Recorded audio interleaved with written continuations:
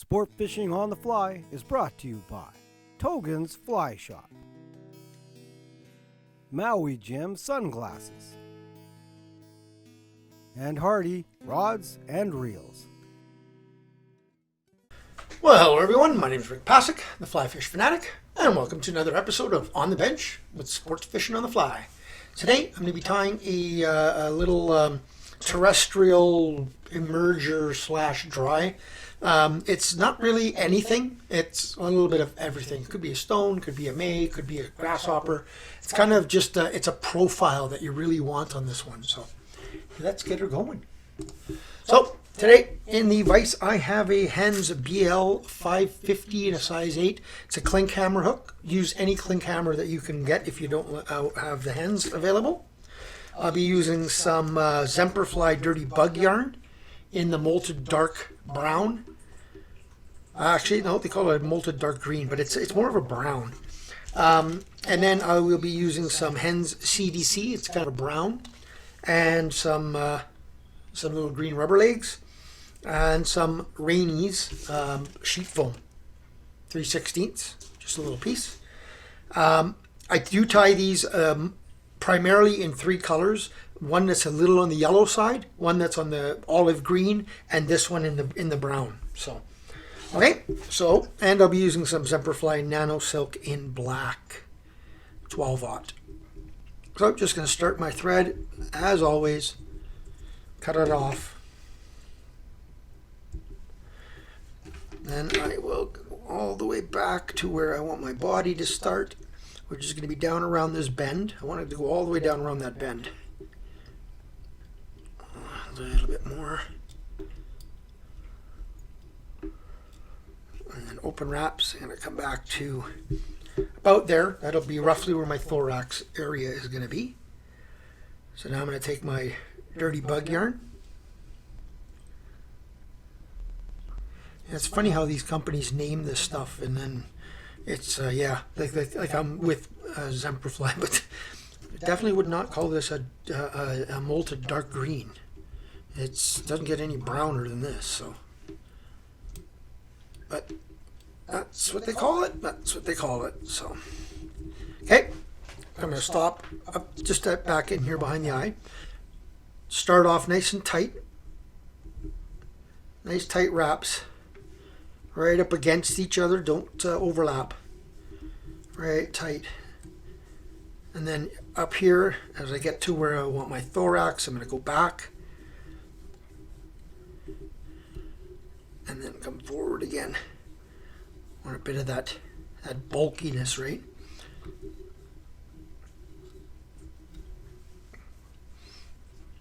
There we go. A bit of that taper bulk. So get that tied off, and I'm going to come back on it a bit. Once I get this cut off, I'll show you what I mean. Come right back onto this just a bit. There we go. Just tie that down really nice. It's going to be all part of the thorax anyway, right? So now I'm going to take my piece of foam. I cut it about, let's say a little bit more than a quarter, maybe 3/8 of an inch wide. And I'm going to tie it in right up to the eye. Just get that tied down. Now, if you're using a GSP, a Nano Silk, any of these GSP threads, careful, because you can easily cut this foam, very easily. So just be careful when you're doing it. Just a tad back further, more right about there. Okay. So now I'm going to take my legs and I'm going to tie it in on one side, right in the middle. Sorry if that I have to have my fingers in the way, but it's the only way I can hold it without it. I want this right in the middle of the body, right on the side of the hook. Okay, and then this front piece I'm just going to leave it nice and loose and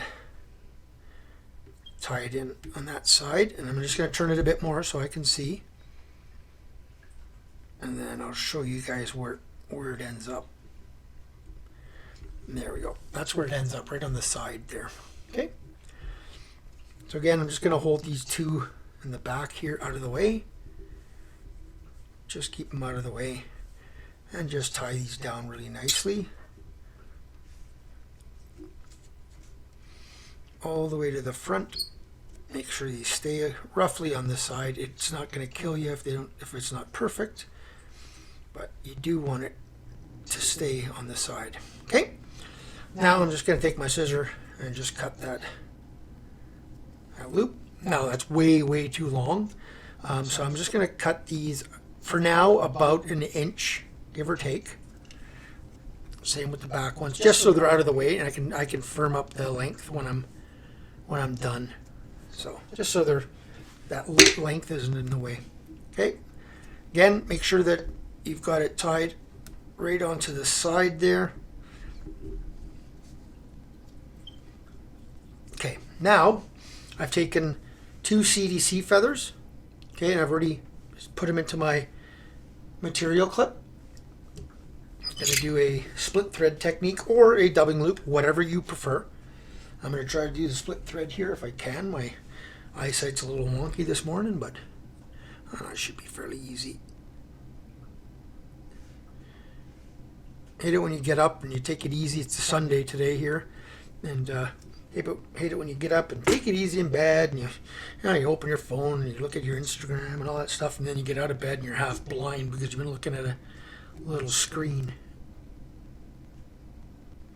So there's my material in the clip, in the thread. Give it a really good spin while I'm holding tight, and then I'll slowly let that go and let it take the thread spin. I want this to get caught. I want this to be really buggy in the front. I want these longer fibers because all this is gonna help it, first of all, look buggy, but also help it float. Right? So there we go, nice and buggy. See that? Okay. So now I'm just gonna again make sure that my legs, this one keeps wanting to go over on me, but make sure my legs stay where they are.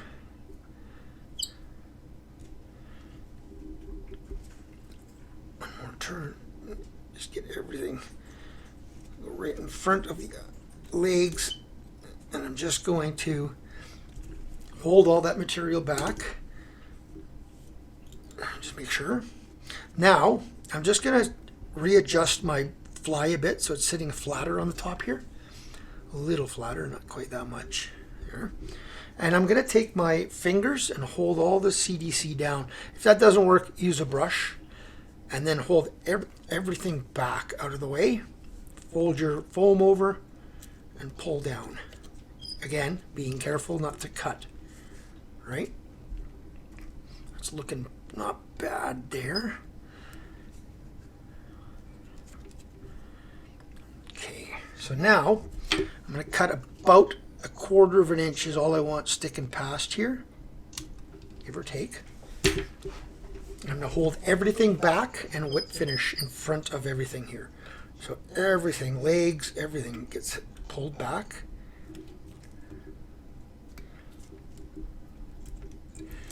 Sometimes it can be a little bit of a bugger to get all this stuff back. But you can, well, I'll show you the other way. I whip finish is right, hold everything back except the foam and just do it right there on the foam. Right? But I like trying to get down onto that hook. So just get everything out of the way.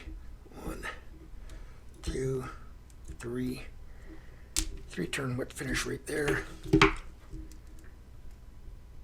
Nice and tight. Nip that off. Now I can do my final leg check.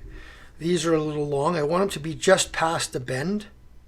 So about there, and then I'll match that one up about there, and then I'm going to match these legs to the same, so because you don't want a set of legs longer, because if you do, it'll spin when you're casting. And there is your finished bug. Right? It's buggy. Here, let me see if I can focus it on that way for you guys. So what the fish is actually going to see is that. Let's focus it. That's what the fish is going to see, right? Nice and buggy from the bottom. You can move your CDC and stuff around, but you definitely want to use CDC here. Or if you don't want it this scraggy, you can use just a little bit of CDC and some kapok dubbing, just to get it to float better, right? But this foam, the kapok, the CDC kapok, if you're going to use it, makes these float all day. So, and they're like I said, they're not really anything. They're a little bit of everything. They can be a hopper, they can be a stonefly, they can be all kinds of stuff. So any type of terrestrial that's fallen in, and other insects as well. So it's just something that really gets the fish going. And like I said, I've tied it in this one, and then I think my most popular color is this guy right here. That's my most popular, probably the best. I usually thicken up this body a bit. I go back and forth one more time, but I think this is probably my buggiest, like my most successful color combination is the little bit of olive green, and with the olive green dirty bug yarn. So, right. This could be a spider. It could be all kinds of stuff. So, alrighty. I hope you guys enjoyed that one, and we'll see you on the next episode of On the Bench, Sports Fishing on the Fly. Tie lines.